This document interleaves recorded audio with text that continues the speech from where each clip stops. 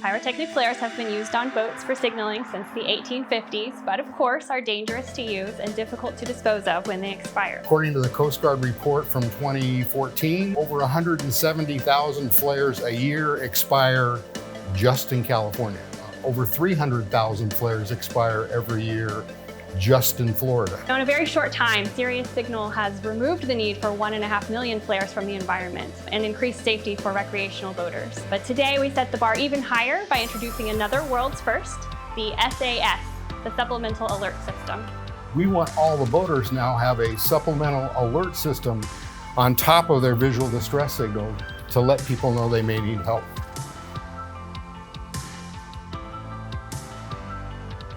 So by law, all recreational boats over 16 feet are required to have navigation lights. Red on the port side, green on the starboard, all around white light.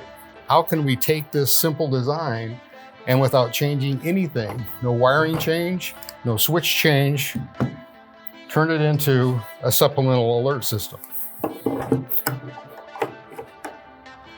So once again, using white light LEDs, we have our all-around light for use for navigation or a mooring light.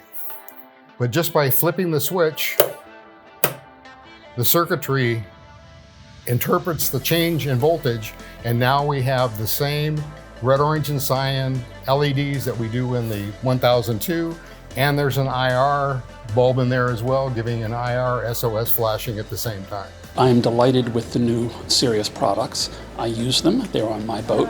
I personally think that it's absolutely brilliant. With an electronic distress flare, you can switch that on and alert other boaters that you're in distress. It's a really forward-looking company that we're proud to be partnering with. We really enjoy working with Sirius Signal. These guys are great, and I can't say enough about the design and intelligence that Anthony and his team put into the products. They are a wonderful advance in boating safety.